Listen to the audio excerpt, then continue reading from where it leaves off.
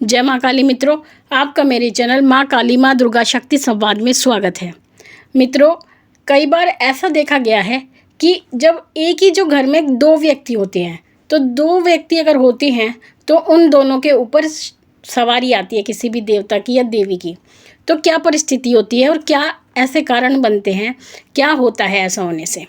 देखिए, ऐसा होता है किसी किसी घर में दो व्यक्ति होते हैं, जैसे कोई दो सगे हो गए, जैसे कि पति पत्नी हो गए, या भाई बहन हो गए, या माँ और बेटी हो गए, या सास बहू हो गए, या पिता या पुत्र हो गए। तो इस तरह से ऐसा होता है कि एक साथ दो व्यक्तियों पर एक ही घर में सवारी आए, तो तब क्या परिस्थिति होती है और क्या कारण होते हैं।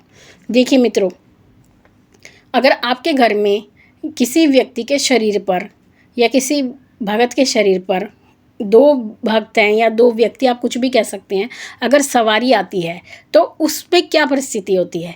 तो होता ये है कि अगर दो व्यक्तियों पर एक साथ सवारी आती है तो एक तो ये है बात कि उनके ऊपर एक देवता की सवारी का आना बहुत ही मुश्किल कार्य होता है कि एक घर में एक ही देवता की सवारी दो व्यक्तियों पर आ रही हो। उसमें जो है सवारी अलग अलग देवता की होगी। अगर किसी पे माता काली की सवारी आती है तो एक पर माँ दुर्गा की आएगी, अगर एक पर भैरव जी की आती है तो दूसरे के ऊपर भोलेनाथ की आएगी, और अगर किसी के ऊपर बाबा मोहन राम की आती है तो जावेर गोगा जी की आएगी। इस तरह से मतलब अलग अलग आएगी। एक ही देवता की सवारी एक ही समय पर दो व्यक्तियों के ऊपर एक ही घर में नहीं आ सकती। लेकिन अगर ऐसा होता है तो क्या परिस्थिति बनती है।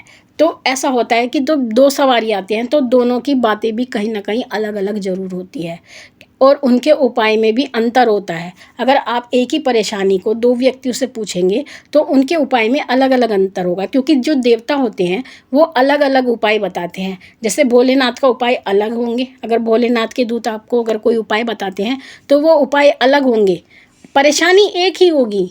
आप एक परेशानी को दो देवता से पूछ सकते हैं, यानी दो सवारी वाली व्यक्ति जो होते हैं, अगर आप उनसे अपनी परेशानी एक परेशानी को अलग अलग रूप से पूछते हैं तो दोनों अलग अलग उपाय बताएंगे।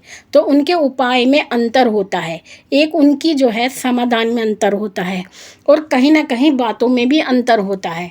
और दूसरी चीज़, एक जो सवारी होती है वो समान रूप से शक्तिशाली नहीं हो सकती। एक सवारी बड़ी होगी तो दूसरी सवारी जो है छोटी जरूर होगी, अर्थात एक व्यक्ति की सवारी शक्तिशाली होगी उस दूसरे व्यक्ति से। तो जिसकी सवारी शक्तिशाली होगी उसमें जो है दूसरे व्यक्ति को उससे कहीं ना कहीं दबना पड़ेगा, उसकी बात माननी पड़ेगी।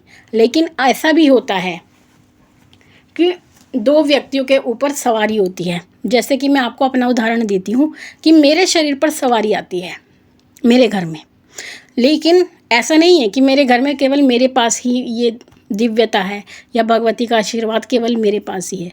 मेरे भाई के पास भी है, लेकिन उसकी सवारी कभी नहीं आती है।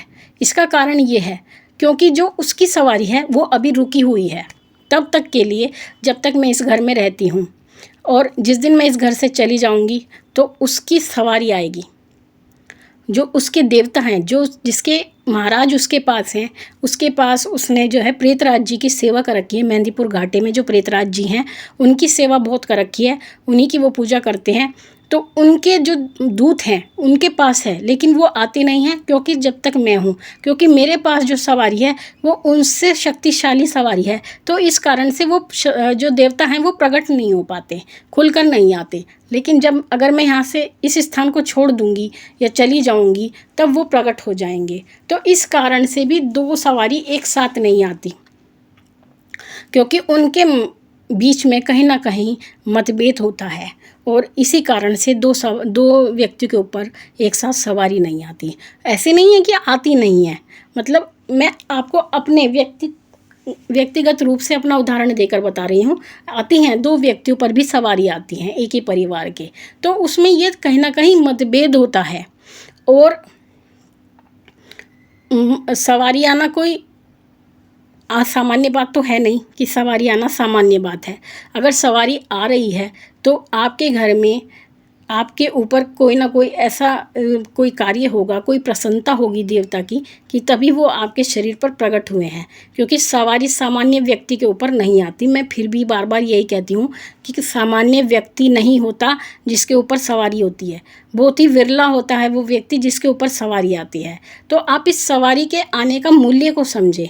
अपनी जितनी पूजा आप कर सकते हैं, जितनी पूजा, जितनी साधना, जितने नियम और कर्म आप करेंगे, क्योंकि याद रखिए, अगर आपके ऊपर सवारी है तो आप सामान्य व्यक्ति नहीं हैं, सामान्य से हटकर हैं। तो आपको कार्य भी हटकर ही करने होंगे। आपको अपना जीवन सामान्य व्यक्ति से थोड़ा अलग रखना पड़ेगा। ये नहीं कि आप मिलेंगे नहीं, जुलेंगे नहीं, समाज में आएंगे जाएंगे नहीं, वो तो आप सब कर सकते हैं। लेकिन जो आपके कर्म है, पूजा पाठ, वो उसमें आपको ध्यान लगाना होगा। तभी वो सवारी शक्तिशाली होगी, आपके कार्य भी सिद्ध करेगी, जन सामान्य के कार्य भी सिद्ध करेगी। और भगवती ने चाहा अगर वो सवारी गद्दी मांगेगी तो वो गद्दी भी आपको देगी, आपको मान सम्मान मिलेगा। महारानी तो आती हैं शरीर पर, लेकिन बैठते तो हम सब भी हैं। देवता जो आते हैं वो भगत के शरीर पर आते हैं, तो बैठना तो भक्तों को ही पड़ता है। तो लोग भक्तों को पहचानते हैं। भगत तो यही कहते हैं कि हम कुछ नहीं है, हम भी यही कहते हैं कि हम कुछ नहीं हैं। हम क्या हैं? हम कुछ नहीं है देवता के सामने, उस भगवती के सामने हमारा क्या मूल्य है? हम इस लायक शायद थे ही नहीं कि उसने हमें इस प्रसाद के लायक समझा। हम उसके लिए नतमस्तक हैं और जीवन भर आभारी हैं उस महारानी के। तो मिलता ही तो जो सम्मान है वो देव भगत को ही मिलता है, लेकिन वो देवता की कृपा होती है सम्मान रूपी, जो उस भगत को प्राप्त होती है। तो मित्रों, ये अंतर होता है जब दो व्यक्ति को एक ही घर में सवारी आती है। आशा करती हूँ मेरे द्वारा दी गई जानकारी आपको पसंद आई होगी। इसी प्रकार की जानकारी को प्राप्त करने के लिए आप मुझसे जुड़े रहें। साथ ही मुझे इंस्टाग्राम और फेसबुक पर भी फॉलो करें, जिसका लिंक मैं आपको डिस्क्रिप्शन बॉक्स में दूंगी। और अगर आपकी कोई जिज्ञासा है तो अपनी जिज्ञासा कमेंट बॉक्स में लिखिए। महारानी से यही प्रार्थना करती हूँ वो आपके भंडारे भरती रहे और सभी मनोकामनाओं को वो आपकी पूर्ण करती रहे। फिर मिलूँगी आपसे एक नई जानकारी के साथ। तब तक के लिए जय महाकाली, जय महाकाल।